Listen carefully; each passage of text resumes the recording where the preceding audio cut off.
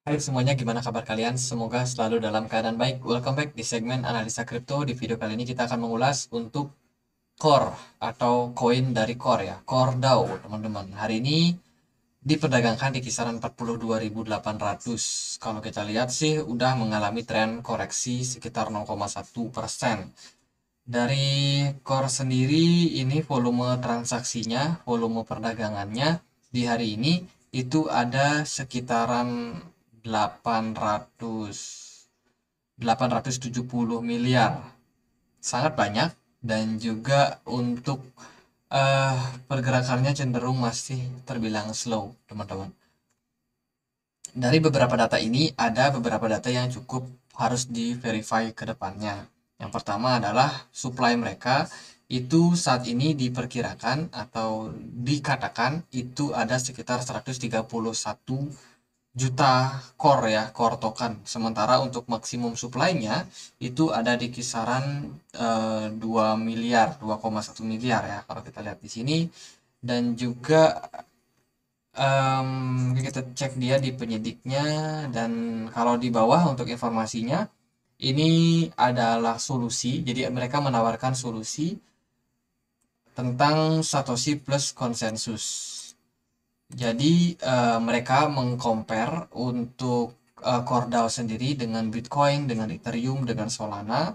Ya, itu teman-teman yang mau lihat bisa cek langsung di white papernya. Jadi ini adalah white paper daripada Core, teman-teman. Kalau kita lihat di sini sih untuk introduction pertama mereka, mereka menjelaskan soal trilema yang ada di blockchain. Teman-teman, kita tahu trilema ini menjadi masalah yang cukup besar. Ada skalabilitas atau scalable. Terus juga ada secure, ada decentralized. Nah, setiap setiap project kripto itu hanya bisa memilih maksimal dua dari kedua ini. Contohnya, kita pilih decentralized dan juga secure. Berarti kita kehilangan potensi untuk skalabilitas.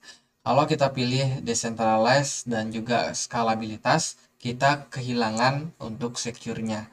Dan juga kalau kita pilih decentralized dan atau kita pilih scalable dan juga secure, kita kehilangan centralized. Jadi inilah yang menjadi masalah di dunia blockchain, teman-teman. Dan kita nggak bisa ambil ketiganya. Kalau kita lihat dari white papernya, eh Core ini mengatakan mereka itu menghadirkan solusi di mana mereka merangkum ketiga-tiganya, teman-teman. Ini menurut saya cukup fantastis. Ini mereka bikin sebuah tabel ya. Kalau Bitcoin dikatakan dia tidak scalable, berarti tidak bisa dikembangkan untuk blockchain mereka. Kalau mereka udah bikin segini, ya udah mentok segitu aja. Terus juga ada Ethereum. Ya, ini juga mentok segitu aja, tapi dia sifatnya decentralized dan juga dia secure. Kemudian yang lain contohnya adalah Solana. Solana ini dia centralized. Ya, dia mengorbankan decentralized-nya, tapi dia mendapatkan scalable dan juga secure. Begitu juga dengan Polygon. Begitu juga dengan BNB. Dia sifatnya memang cenderung centralized. Nah, Core ini kalau kita lihat dari sini dia punya ketiganya. Oke, kalau kita lihat dari white papernya sebenarnya agak meyakinkan, tapi di sini saya masih skeptis. Saya mencoba untuk menelusuri lebih lanjut ya untuk proyek ini seperti apa. Ini adalah salah satu proyek berbasis yang termasuk koin, teman-teman. Koin ya, dia punya blockchain sendiri dan untuk posisinya sekarang ada di kisaran 2.500 di CMC. Jadi ratingnya cukup jauh.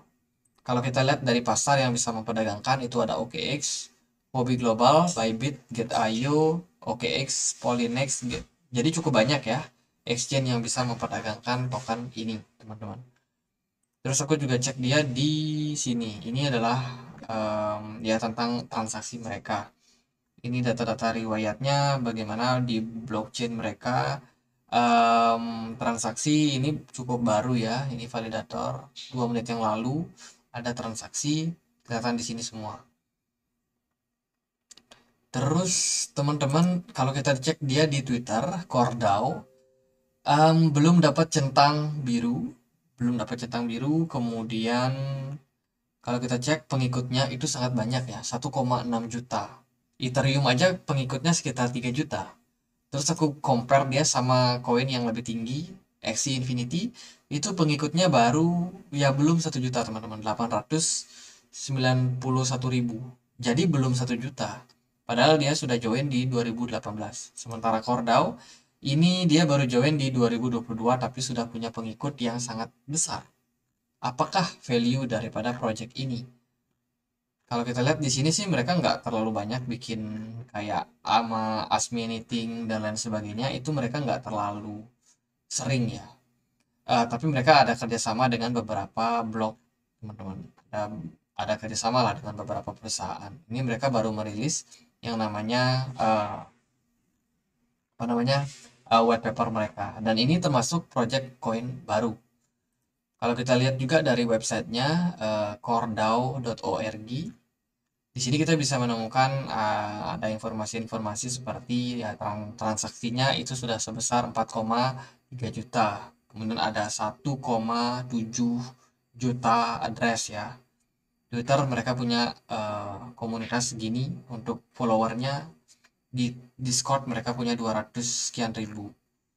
Ini untuk websitenya, dan ya ini mereka juga punya yang namanya Satoshi Mining App teman-teman.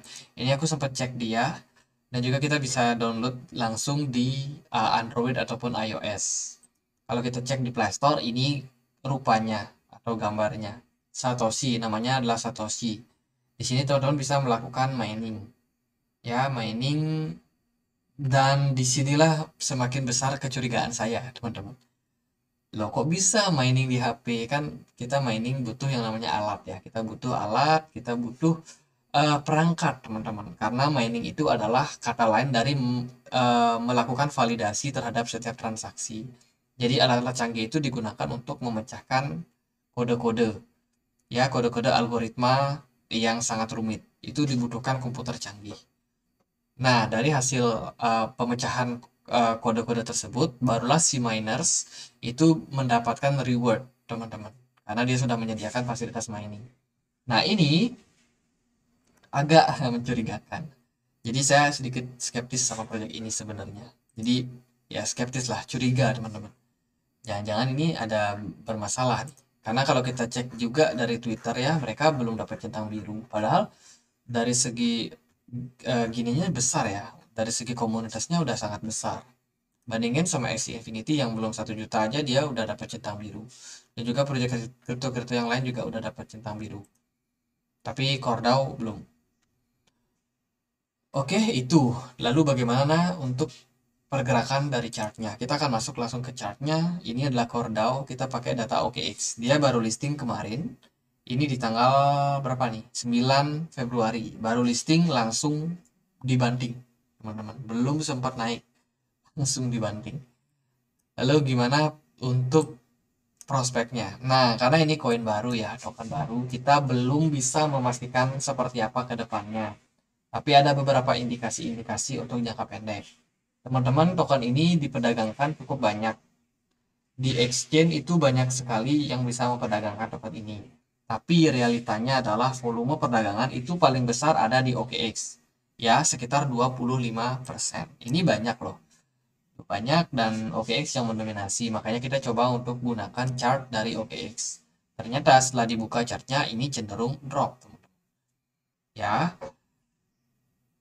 kalau dari saya sendiri melihat kondisinya saat ini, volume perdagangan nggak terlalu besar dalam beberapa waktu terakhir. Mungkin juga kemungkinan ya, karena hari ini tanggal 14 itu market sedang wait and see menunggu data CPI.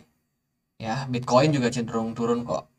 Dan juga untuk core sendiri saya rasa butuh lihat seperti apa ke depannya pergerakannya. Karena kalau kita hanya menganalisa segini, ini belum bisa untuk dianalisa. Analisanya bakalan sangat banyak biasnya. Tapi kalau kesimpulan saya sendiri setelah melihat semuanya ini, saya agak skeptis sama proyek ini. Ya, jadi saya agak meragukan proyek ini, teman-teman. Karena kalau setahu saya, terutama tadi untuk white papernya, mereka kan bilang nih soal ya trilema yang ada di blockchain. Setahu saya memang trilema itu memang kita cuma bisa memilih dua, kita nggak bisa memilih tiga. Karena kalau kita bisa milih 3, itu harusnya Ethereum udah punya hal itu. Tapi kan akhirnya Ethereum memang tidak punya skalabilitas yang sangat-sangat besar. Akhirnya dia bikin yang namanya layer kedua. Nah, di layer kedua ini adalah banyak proyek-proyek yang lain.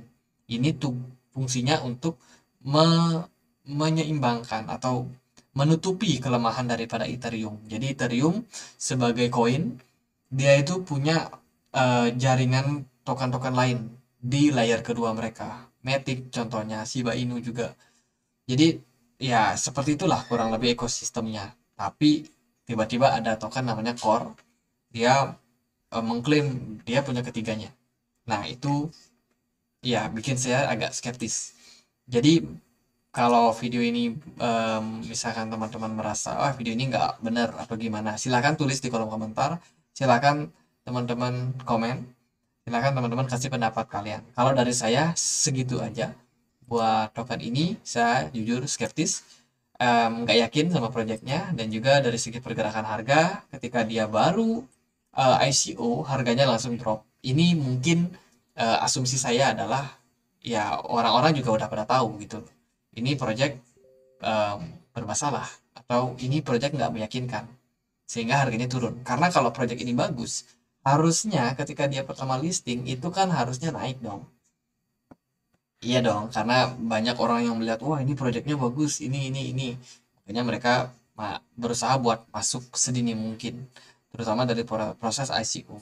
Tapi kalau setelah melihat pergerakan chartnya ini dibanting, jadi ya pendapat saya seperti itu. Bagaimana pendapat kalian? Tulis di kolom komentar. Oke, sekian aja. Semoga bisa bermanfaat dan akhir kata saya Andre. Makasih.